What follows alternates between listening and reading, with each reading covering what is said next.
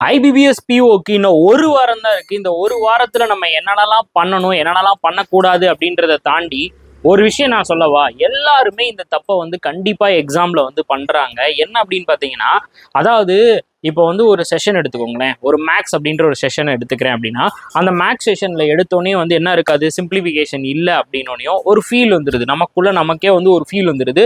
இதான் எஸ்பிஐ பிஓல எல்லாருமே பண்ண தப்பு. அப்போ சிம்பிளிஃபிகேஷன் இல்லை அப்படின்னோடனே இப்போ என்டையரே வந்து எல்லாமே கஷ்டமா தான் இருக்கும் போல அப்படின்ற ஒரு மைண்ட் செட்டுக்கு நம்ம ஆட்டோமேட்டிக்கா வந்துடும்.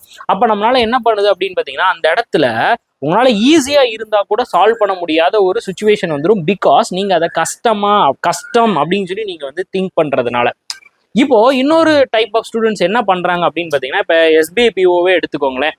எஸ்பிஐபிஓல வந்து பாத்தீங்கன்னா சிம்பிளிஃபிகேஷனே இல்லை. ஓகே, அவன் என்ன பண்ணிட்டான், அடுத்து பார்ட்டா பிரிச்சிட்டான். அதாவது டிஏயே நான் இந்த டிஏ வந்து நான் எடுக்க போறேன், இந்த டிஏ ஈஸியா ஓரளவுக்கு போடுற மாதிரி இருக்கு, அப்ப அதுல நான் ஒரு 3 கொஸ்டின் அடிக்க போறேன், அங்கிட்டு நான் வந்து ஒரு 3 கொஸ்டின் அடிக்க போறேன், நான் வந்து பாத்தீங்கன்னா ராங் நம்பர்ல ஒரு 3-4 வந்து நான் வந்து தேத்த போறேன், அதுக்கப்புறம் அங்கிட்டு ஒரு அப்ளிகேஷன்ல ஒரு 2-3 நான் தேத்த போறேன் அப்படின்னு சொல்லிட்டு அவனோட அட்டம்ப்டை வந்து 18-20 வந்து கொண்டு வரான். கரெக்டுங்களா?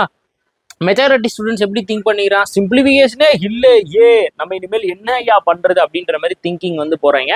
அதனால தயவு செஞ்சு முதல்ல நம்ம யோசிக்க வேண்டிய விஷயம் என்ன அப்படின்னா, நம்ம என்னதான் இருந்தாலும் நம்மளுடைய பாசிட்டிவா நம்ம வந்து திங்க் பண்ணணும். நம்ம ஆல்ரெடி நல்லா படிச்சிட்டோம், இவ்வளவு நாள் டெஸ்ட்டுகளை போட்டிருப்போம், இவ்வளவு நாள் வந்து சம்பவங்களை எல்லாத்தையுமே நம்ம வந்து பண்ணியிருப்போம், அந்த சம்பவத்துல இருந்து நம்ம நிறைய விஷயத்த கத்திருப்போம், அந்த விஷயத்த நம்ம ரிவ்யூவா பார்த்துருப்போம். அதை நீங்க போய் ரியல் டைம் எக்ஸாம்ல அப்ளை பண்ணுங்க.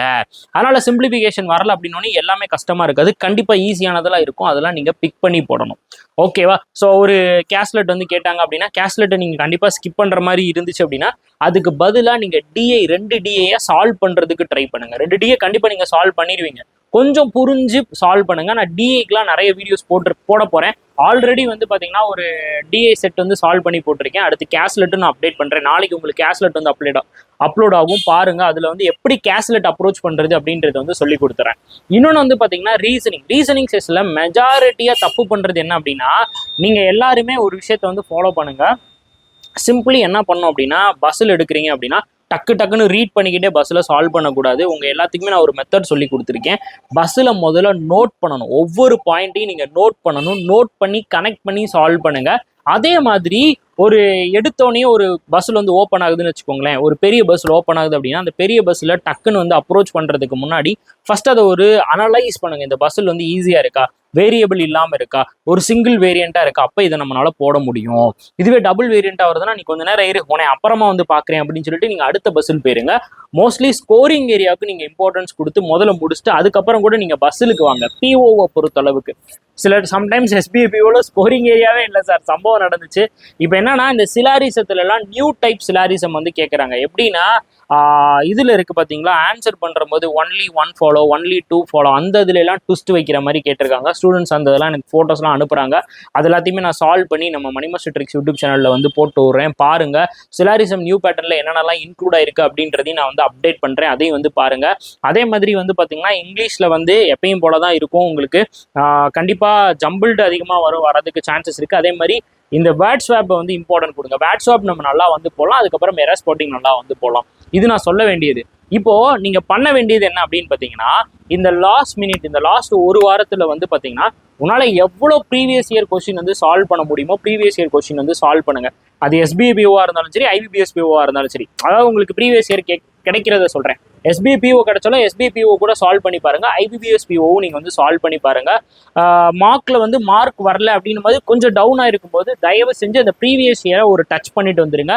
இந்த வாரத்துல இந்த ஒரு வாரத்துல நீங்க கண்டிப்பா ப்ரீவியஸ் இயர் கொஸ்டினை வந்து நீங்க வந்து சால்வ் பண்ணியே இருக்கணும். கண்டிப்பா ப்ரீவியஸ் இயர் கொஸ்டின் வந்து சால்வ் பண்ணிருங்க.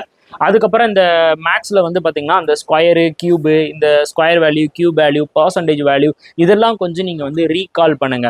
இந்த டேபிள்ஸ்லாம் இப்படி வேகமா வந்து பண்றதுக்குன்னா இன்னைக்கு வீடியோ போட்டிருக்கேன், அதெல்லாம் செக் பண்ணி பாருங்க. நம்ம யூடியூப் சேனல்ல டெய்லி செக் பண்ணுங்க. ஏன்னா நிறைய புதுசான வீடியோ வந்து மேக்ஸுக்கு நான் வந்து அப்டேட் பண்ணிக்கிட்டு இருக்கேன். இன்னொன்று, நான் சொன்ன மாதிரி மார்க் டெஸ்ட்ல மார்க் வரல அப்படின்னு ஃபீல் ஆனோனையும் ப்ரீவியஸ் இயர் கொஸ்டின் எடுத்து போட்டு பாருங்க. உங்களுக்கு வந்து பாத்தீங்கன்னா திங்கக்கிழமை வந்து பாத்தீங்கன்னா உங்களுக்கு SBI POல சம்பவம் வந்து நடந்த மாதிரி ரீசனிங்ல IBPS POல சம்பவம் வந்து நடந்துடக்கூடாது. அதுக்கேற்ற மாதிரி IBPS POக்கு ஏற்ற மாதிரி நான் வந்து ரீசனிங் செட்டும் நான் வந்து திங்கக்கிழமை அப்டேட் பண்றேன். நாளைக்கு உங்களுக்கு கேஸ்லெட் அப்டேட் பண்றேன், பாருங்க. ஸோ இந்த லாஸ்ட் ஒரு வாரம் உங்களால் எவ்வளோ மார்க் டெஸ்ட் எடுக்க முடியுமோ மார்க் டெஸ்ட்டை எடுங்க. அந்த மார்க் டெஸ்ட்டை நல்லா அனலைஸ் பண்ணுங்க. கவலையே படாமல் திரும்ப திரும்ப வந்து மார்க் டெஸ்ட் எடுங்க. உங்களுடைய ஸ்லாட் டைம், இப்போ வந்து உங்க எல்லாத்துக்குமே ஹால் டிக்கெட் வந்திருக்கும். கண்டிப்பாக உங்களுடைய ஸ்லாட் டைம் என்ன அப்படின்னு தெரிஞ்சிருக்கும். அந்த ஸ்லாட் டைமை வந்து பார்த்துட்டு அந்த டைமுக்கு நீங்கள் மார்க் டெஸ்ட் எடுக்கணும். காலையில் 9 மணிக்கு நம்ம எந்திரிக்கிறதே 9 மணிக்கு தான் எந்திரிப்போம். அந்த டைமில் டெஸ்ட் போனால் எப்படி இருக்கும்? மத்தியானம் 2:30 மணிக்கு அந்த டைமில் நம்ம தூங்குவோம். அந்த டைமில் டெஸ்ட் போனால் எப்படி இருக்கும்? அதெல்லாம் ஸ்லாட் நிறைய பேருக்கு விழுந்துருக்கும்ல. அவங்கெல்லாம் அந்த டைமில் எந்திரிச்சு அந்த டைமில் உட்காந்து இந்த ஒரு வாரம் ப்ராக்டிஸ் பண்ணிடுங்க. More number of practice is must. கண்டிப்பான முறையில். வேறாச்சும் டவுட்ஸ் இருந்துச்சுன்னா கமெண்ட் பண்ணுங்க. இதே மாதிரி நீங்கள் வந்து ஃபாலோ பண்ணுங்க. நான் நெக்ஸ்ட் பஸ்ஸில் அப்ரோச் பண்ணுவது எப்படி அப்படின்னு ஒரு செப்பரேட் வீடியோவே வந்து போடுறேன், பாருங்க.